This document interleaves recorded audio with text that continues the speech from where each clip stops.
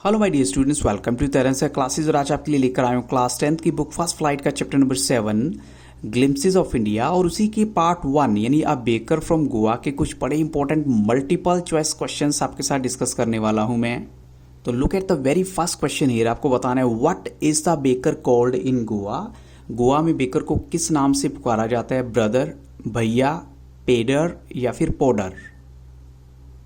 और correct answer है यहाँ पर पेडर। अब चलते हैं क्वेश्चन नंबर 2 के लिए। आपको बताना है बेकर्स जो है क्या पहना करते थे पोर्तुगीज डे में, यानी अब तो इंडिया आज़ाद हो चुका है और गोवा भी आज़ाद हो चुका है पुर्तगाल से। तो आपको बताना है उस टाइम वो क्या पहनते थे जब it was under the Portuguese people's rule. तो ऑप्शन है अ पेक्यूलियर ड्रेस कोल्ड कबरी और कबाई और कुर्ता और कुर्ता पैजामा। तो उस टाइम जो ड्रेस होती थी उसको बोलते थे कबाई।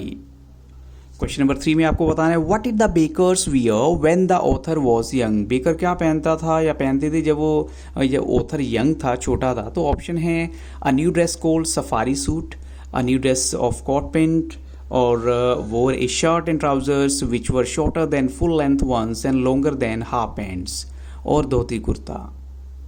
और करेक्ट आंसर है यहाँ ऑप्शन सी। क्वेश्चन 4 में आपको बताना है where were the monthly accounts of the baker recorded, यानी मंथली अकाउंट जो जैसे लोगों के घरों में वो देता था ब्रेड वगैरह, तो उसका डाटा वो कहाँ लिखता था, रिकॉर्ड कहाँ लिखता था वो? तो ऑप्शंस हैं on a wall with a pen, on a wall with a sketch pen, on a wall with pencil, on the floor with pencil.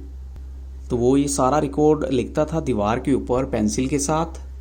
Question 5 में आपको बताना है why were the children pushed aside, यानी बच्चों को side में क्यों कर दिया जाता था? तो ऑप्शन है to bake the bread for them, to deliver the bread to the servants, और to prevent them from eating the bread, और to teach them discipline.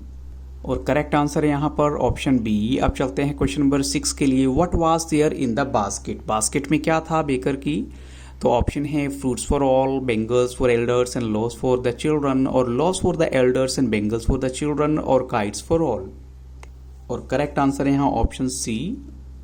Question number 7 में आपको बताना है what are compulsorily prepare during Christmas in Goa, यानी Christmas पर गोवा में ये चीज बननी ही बननी होती थी। तो ऑप्शंस क्या हैं? केक्स एंड बॉलिनहास, wine and beer, fish and chicken, और बलून्स एंड क्रिसमस ट्री।